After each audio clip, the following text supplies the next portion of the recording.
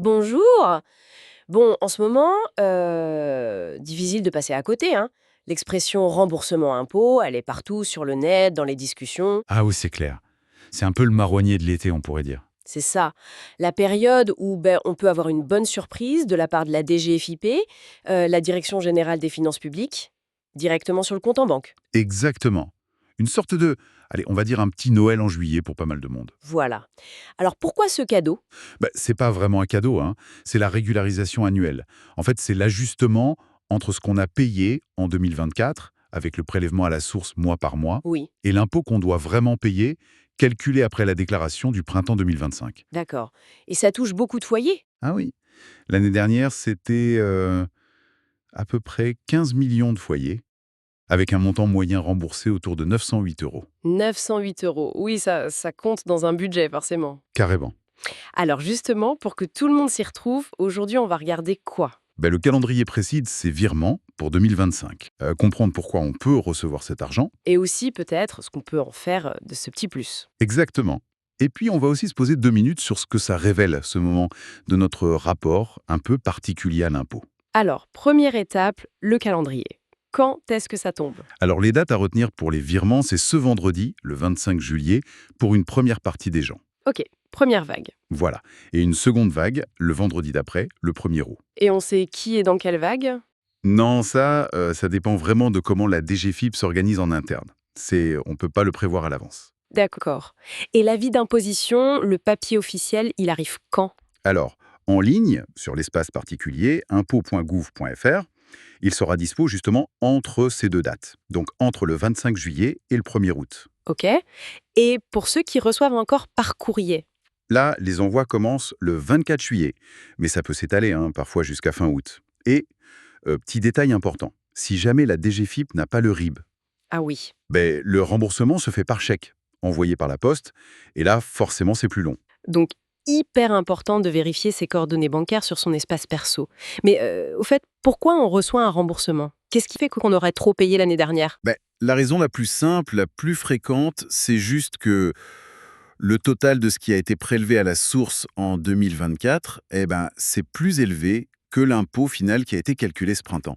Ok. Ça peut arriver si la situation a changé en cours d'année, par exemple.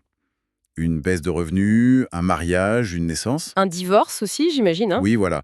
Si on n'a pas signalé ces changements assez vite, le taux de prélèvement était peut-être trop haut pendant quelques mois. D'accord. Et il y a aussi toute l'histoire des crédits et réductions d'impôts, c'est ça? C'est- C'est souvent là que ça se joue aussi, non? Absolument. C'est l'autre grande explication.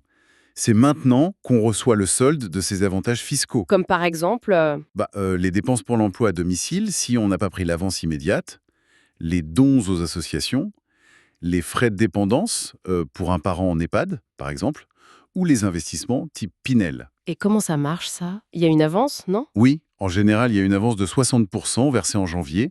Elle était calculée sur les avantages de l'année d'avant, et donc cet été, on reçoit le reste, les 40% qui manquent, ou alors l'ajustement basé sur les dépenses réelles de 2024. Ah, d'accord. Et si c'était la première fois qu'on avait droit à un crédit d'impôt en 2024? Ou pour des trucs plus spécifiques comme investir dans une PME. Exact. Pour les nouveaux crédits d'impôt ou pour certaines réductions comme l'investissement dans les PME, les FIP, les FCPI, comme il n'y a pas eu d'avance en janvier, là, le remboursement est total cet été. C'est 100% maintenant. Non, c'est plus clair comme ça.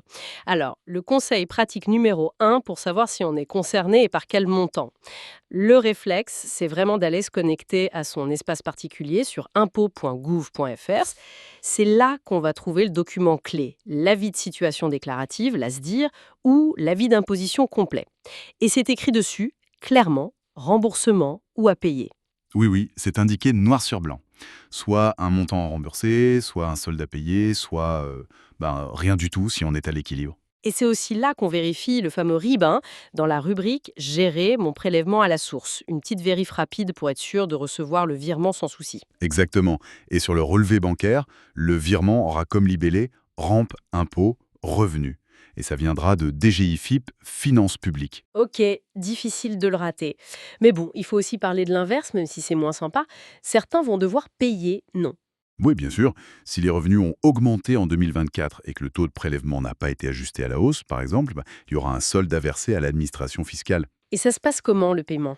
Si le montant est de 300 euros ou moins, c'est un prélèvement unique le 25 septembre. Si c'est plus, c'est étalé en 4 fois. Fin septembre, fin octobre, fin novembre et fin décembre. OK. Et si on s'aperçoit d'une erreur sur sa déclaration? Hein, bonne remarque. On peut corriger cette déclaration en ligne. Le service ouvre le 30 juillet et ferme le 3 décembre. Et une correction peut évidemment changer le montant final à payer ou même à recevoir. Bon, alors pour résumer, les virements arrivent là, fin juillet, début août. Pour potentiellement 15 millions de foyers, c'est quand même énorme. C'est un ajustement technique, mais l'effet bonne surprise est là. On entend souvent cadeau de Bercy, c'est marrant comme ce mot impôt devient positif à ce moment-là. C'est vrai, c'est assez fascinant.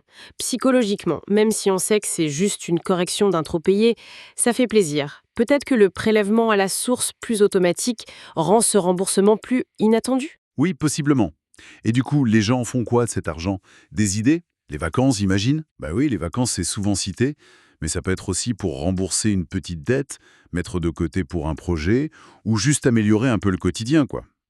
Avec une somme moyenne autour de 900 euros, ça peut vraiment faire une différence. Pour plein de choses, clairement.